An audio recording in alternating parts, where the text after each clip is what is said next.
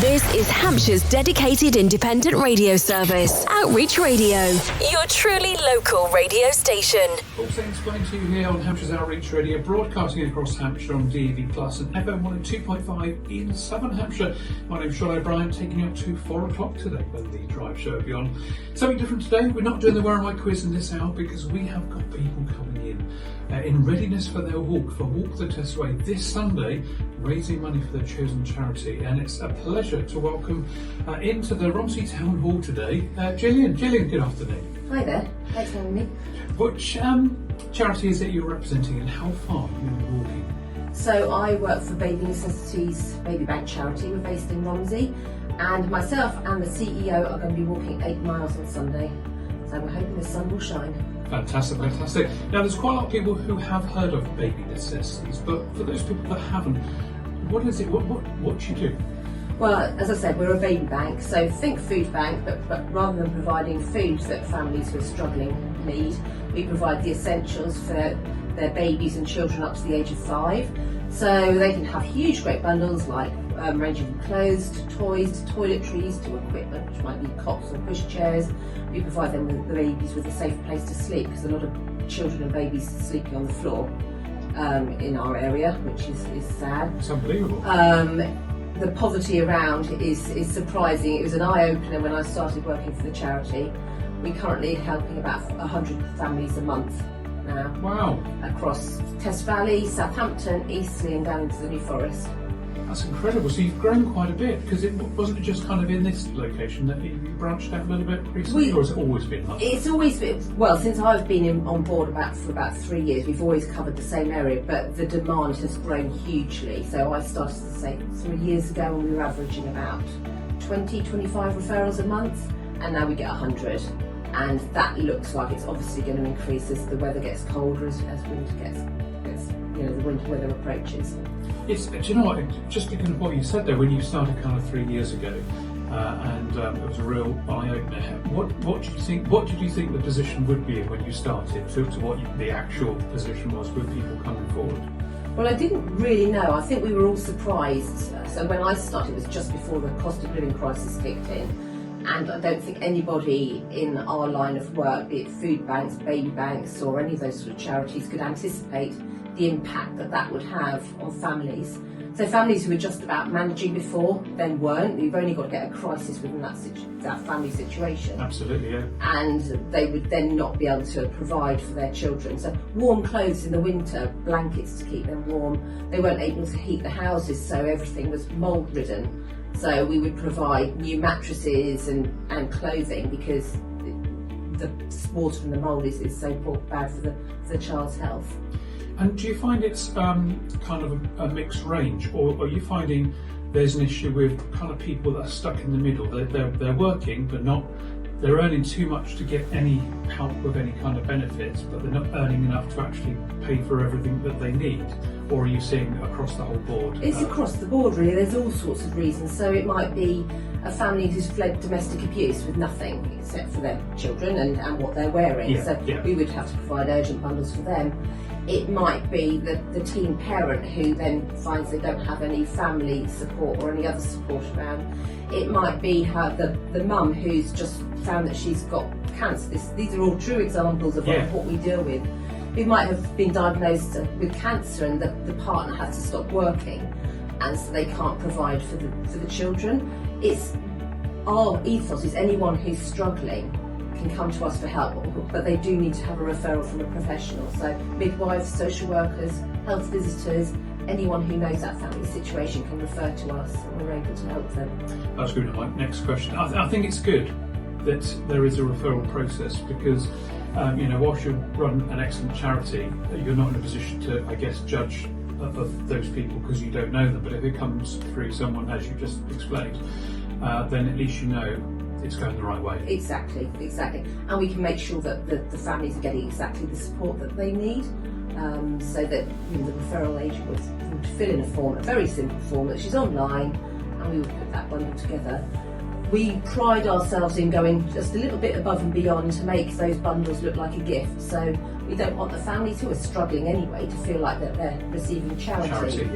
So we present it in such a way that they feel like they're getting a gift from somebody who cares, and certainly the feedback that we get back is it helps their mental well-being because we treat it that way.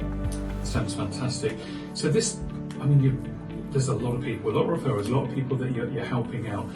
Where do you get the money or the goods from to be able to package this stuff and be able to pass it to the people that need it? Well, when the charity was started 5 years, so we're approaching our 5th birthday in December. Congratulations. Thank you very much. We'll expect a cake. So when we started, the whole idea was that there's so much baby clothes, equipment, goods which don't get used again. They end up in landfill. So in order to sort of do our little bit for the environment, we encourage pre-loved items, so those which are in really good condition, which you would happily pass on to a family or friend. So we collect donation goods from the public. We put a wish list out once a month with the items that we need, and the public around us are amazing at providing just what we need for those families.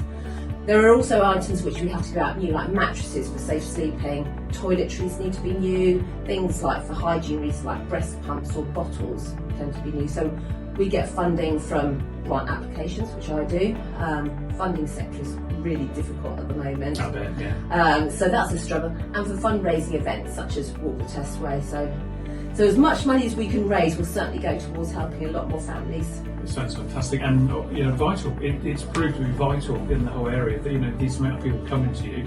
Without you there, I wouldn't like to think what kind of position they would be in. Well, it's not just the families, but it's also the burden which we're taking off the likes of the NHS, because before we came along, they were trying to help those families themselves. So when you've got a mum in the hospital who's had a baby and they're not allowed out of hospital because they haven't got the things at home that they require.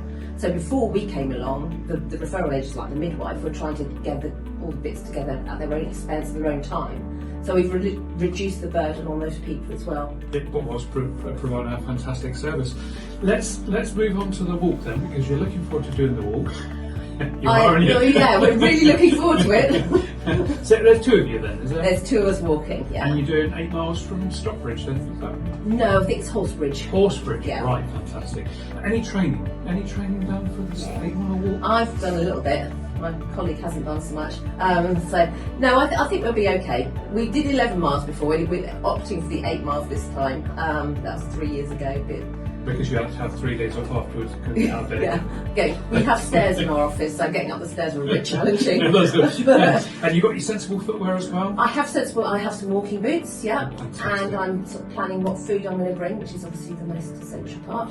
Yeah, definitely. I mean, we've been on several years, and we've seen people in flip-flops and different things like that. I've interviewed people who are going to do like the 25.5 miles and say, are you doing any training at the moment? And they said, well, I walk the dog. It's not quite the same, is it?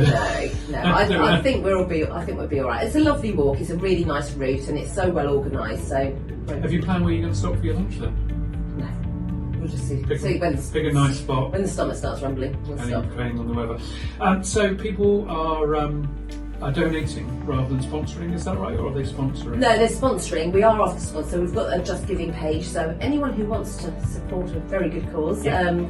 Just look up Baby Necessities and you'll find our page on there. So we're encouraging as many sponsorships as possible, because every penny will go to help families in need in the area. Definitely. So if they put Baby Necessities in a search, your website will come up. It's directly on there. Yeah. So go onto the Just Giving page. Go onto Just Giving, and within Just Giving, search for Baby Necessities, and you'll see our Walk the Test Way page. Fantastic. What about other contact details? Should anyone want to donate, get involved?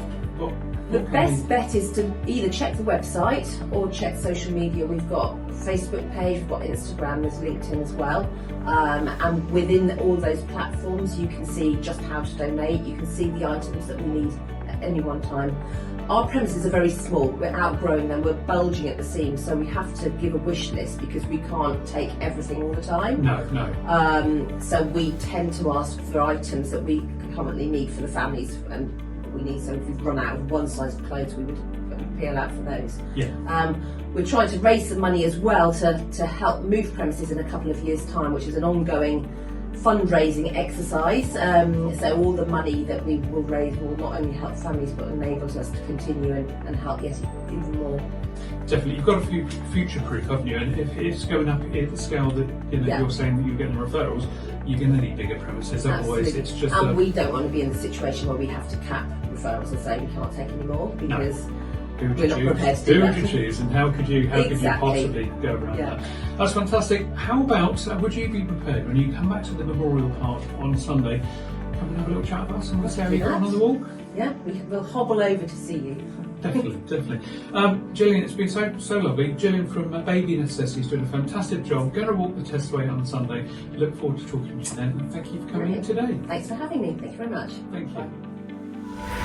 This is your truly local radio station.